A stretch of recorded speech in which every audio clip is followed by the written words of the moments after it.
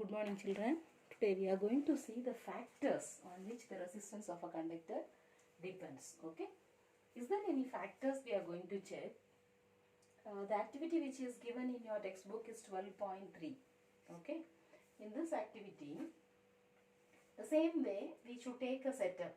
See, battery is there and ammeter also we have taken. 4 things we have taken to check. Okay. What are the things? First, it is nichrome wire of one particular length. For example, 5 centimeters if you have taken anything. I have taken it as L. For example, 5 if you are taking. Then the second thing what we are taking is 10. Double of that length. Okay, so 2L. Any length you can take, I said. So L, then this is 2L. Then nichrome wire which is thicker.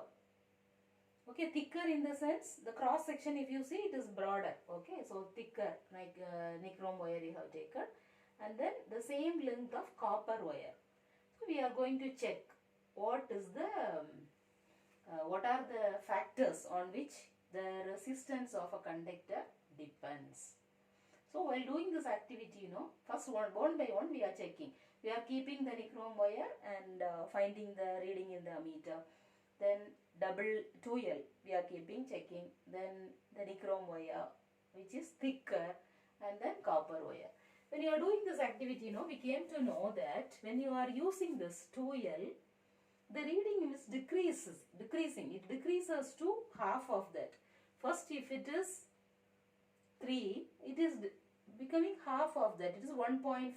So, half of that it is decreasing. If it is a thicker wire, it shows that it is increased. Okay, the reading. Copper wire if you are using also, there is a change. So, it shows that there are some factors in which the resistance of a conductor depends. For example, to keep it very clear, I have taken it as length. See, length, area, nature, and then temperature. So, what are things we are finding? How much current is flowing through that?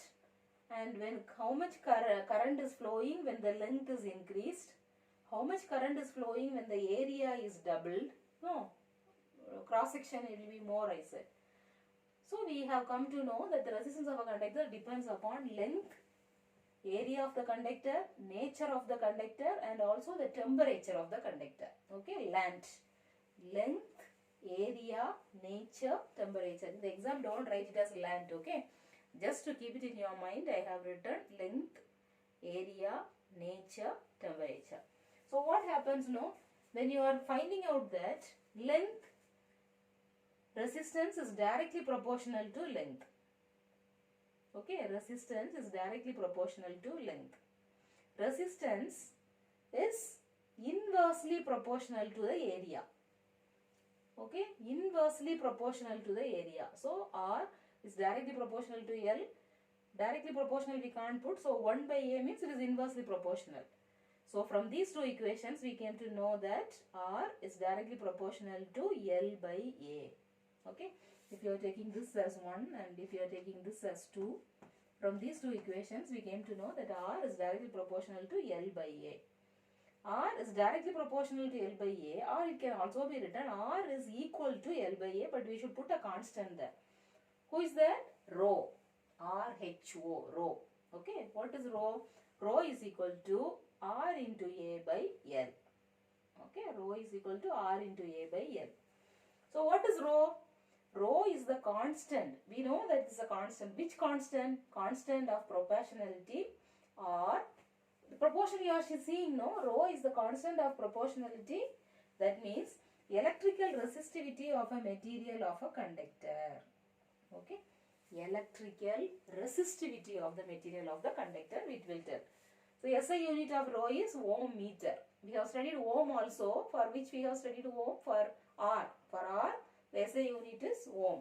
But for rho, SI unit is ohm meter. We have studied it as ohm meter. And temperature also I said, no? Length, area, nature and temperature. Temperature if you see, when you are using a metal, if the temperature increases, the resistance also increases. But in alloys if you see, they do not oxidize easily at high temperature like metals. Okay. So So they will not get oxidized easily. So they can be used in electrical devices such as toasters, iron boxes and all. Which one? Alloys. But copper and aluminium and all, they are metals. They are used in electrical transmission lines. Before checking that, we will see what is the resistivity of some substances. Okay. Metallic conductors. Some metallic conductors, if you are taking, this is silver. Silver's metallic conductor, silver's resistivity is 1.6 into 10 to the power minus 8. Copper 1.62 into 10 to the power minus 8. Aluminium 2.7 into, these are all used in what? Electrical transmission lines. Okay. So 10 power minus 8 is very low. So it is used in making connecting wires. What? Low resistivity. Semiconductors, if you are using calcium, germanium, silicon and all, they are all semiconductors. When you are using that, now see the values, you don't want to mug up all the values, because they, in case if any problem or any numerical is there, they will give the value. So this is just for you to understand what it is. So if you are using semiconductors, they are not having high value or very low value, so they are moderate values. So we will leave it. Insulators, glass, rubber, ebonite and all, we know that they are poor conductors or insulators. Their values and all, if you see the resistivity, see 10 power 10 to 10 power 14. So they are very high. I told you, high means poor conductors. They are used for making electrical switches. Alloys, if you see. We studied metals as well as alloys. Metals, they are used for making electrical transmission lines. But alloys, I said that they are used for what? That toasters, iron box and all, I said, how it is, you see. Constant and the proportion, if you see, copper 60% and nickel 40%. See, 49 into 10 to the power minus 6. That is also low. No? This is also low. So they are used for making resistors. For what? For the components, for the toasters, this one and all I told, Magnanin. This is also one alloy. These three alloys you should study. Okay.